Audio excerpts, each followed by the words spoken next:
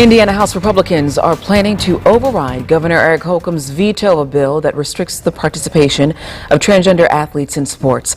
Fox 59's Kristen Eskow explains why fellow Republicans disagree with the governor's claim that athletes are not being put at a disadvantage here. Baruchel, Republican leaders in the House say that vote to override the governor's veto would happen in late May.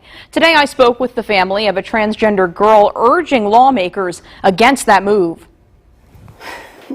9-year-old Kieran Clausen is excited for her first day of soccer practice in Bloomington. It's one of several sports she plays. I've made friends with almost all the teammates I've had since I was like 4. Kieran is transgender and plays on girls' teams now. She'd be limited in the future if the bill banning transgender girls from playing girls' school sports becomes law. Republican Indiana lawmakers may override the governor's veto. Kieran's father testified against the bill twice. She's really done great, and so there hasn't been any issues that we've ever had. While parents who support the bill couldn't speak with us today, several testified this session, arguing the bill ensures girls have a fair opportunity to compete. In a letter to lawmakers, Governor Eric Holcomb argued he found no evidence girls are being put at any unfair disadvantage right now.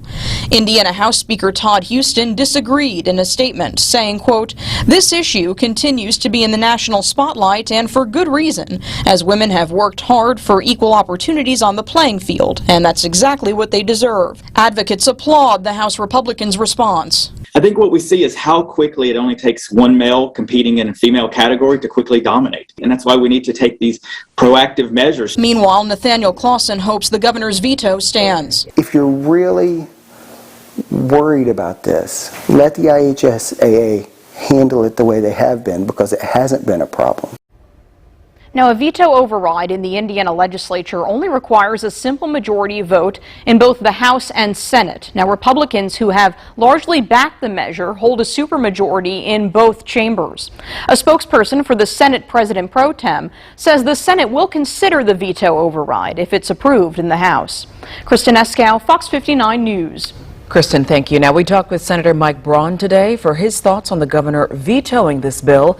He told us he believes this was not a good response and agrees with an override.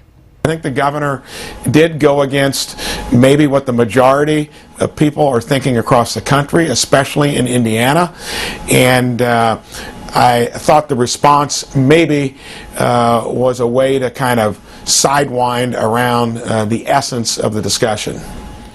He also believes this is a matter that does not need to go to the federal level, but several states are debating some kind of bill involving transgender people. The governor in Utah made the decision to veto a similar bill and did so today.